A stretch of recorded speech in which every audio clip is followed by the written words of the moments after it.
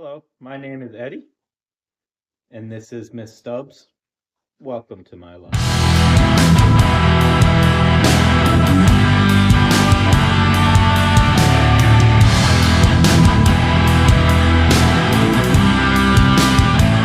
going on, everybody? It's Eddie. I just wanted to give you a rundown before the video. We're just taking Chubbs, our rescue gecko, and all the stuff we got him with, and we're just going to take it out, replace it with bioactive stuff. Stay tuned. Enjoy. What's going on, guys? Eddie here. So we're going to start off by removing everything out of Chubb's old enclosure and getting it ready for his new one. We're going to go ahead and put in substrate. You guys might be thinking, where is the drainage layer? I know, crazy, it's an arid environment. But guess what? No, God! No, God, please, no! No! We ain't gonna be watering this thing more than once every 2 or 3 weeks, so there's no need to do it.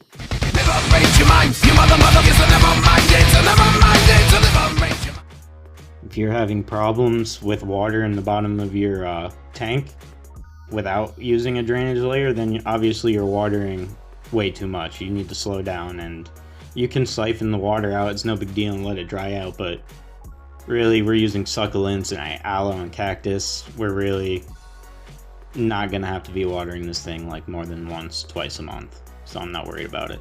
Save our money, use it somewhere else. So coming up, I have a lost footage issue. A few times in this video, I'm new. Please cut me a break.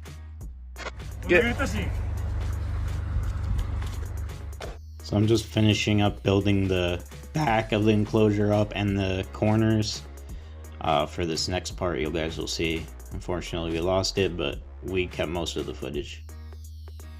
Alright, so here's where we picked up after the lost footage incident. We just built up the corner a little bit over there, put a large tree trunk, give some climbing opportunities for the gecko. Like I said, I'm using a lot of aloe, succulents, things like that, some cactus. It's an arid environment these guys live in, so they don't like moist conditions. So the plants you put in here shouldn't like it either.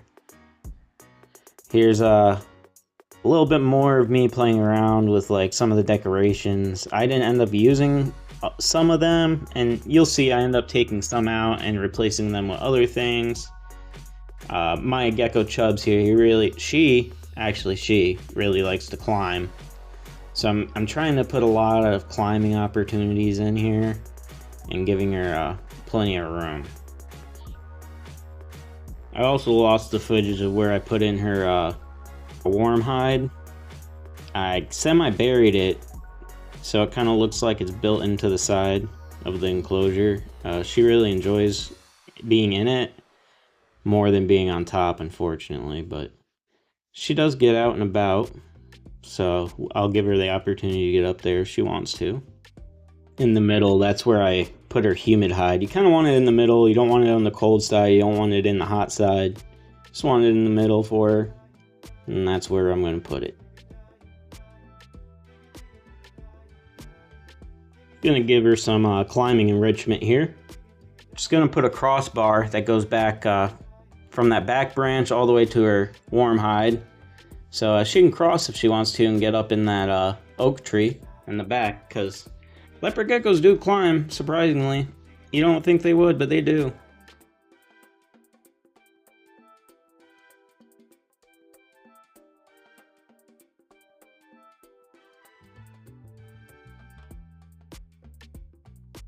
It's gonna come in and hit it with some rocks too. Make it look like that arid desert. Hit it with some dried up oak leaves as well, because we are going bioactive, so we are gonna have some bugs in here. Isopods. Smaller the better, because these Leos will eat you dry of isopods if you use big ones like dairy cows. So I'm putting some dwarf whites in here, and I believe they are, dang, I can't remember. There's something orange isopods, but there's not too many of them in here, so we'll see if they take off.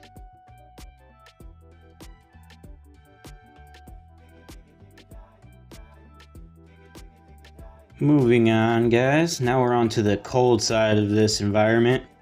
Again, hitting it with some leaf litter. You missed the part where I buried that the hide. That is a cold side hide, but I did bury it. Just to make room for this massive aloe plant we're putting in the corner. I ended up having to fight with it a little bit, you'll see, to try to get it to stand up the way I want it to. I kind of mix-matched the wood in here, try to figure out how I wanted it to sit, how it looked, and you'll see how I ended up going with it, and I think it looks pretty good.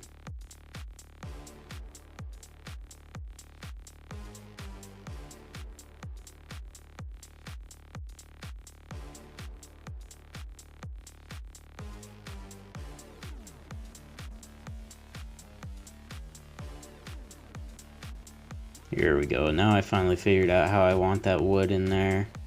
Getting it all figured out. Oh, now we're putting in some cactus. You might be wondering where I got all these plants from. Well, the cactus and aloe all came from my garden. Fortunately, I live in Florida, and I just go out there and cut some out, wash it off, and throw it in my tank. You might also notice that as I'm planting these cactuses, I'm kind of like wedging them in, because they're going to need time to root, and I don't want the Leo messing with them and messing them up and not giving them a chance to root. These are thornless, by the way, so no danger to the Leo. As you can tell, I'm just bare-handing these things.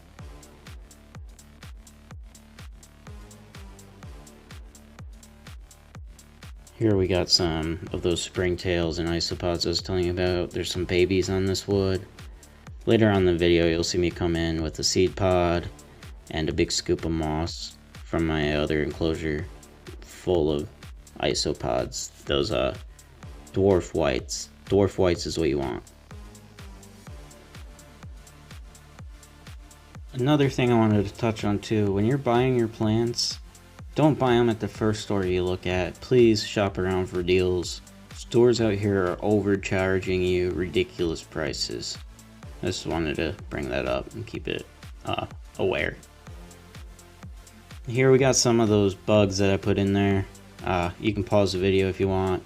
I didn't put the whole container in there. Those are just leftover containers I had. Just so you know what I had in my other enclosure that went in here, if that makes sense.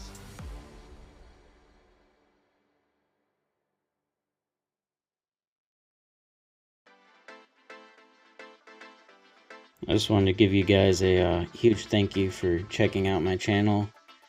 And I hope I can do some more content like this in the future. I got a couple more builds coming up. I got one more Leo. And I don't know, there's a reptile show coming up, so maybe I got a few more things in the works. But you guys will have to stick around and find out. Until next time, peace.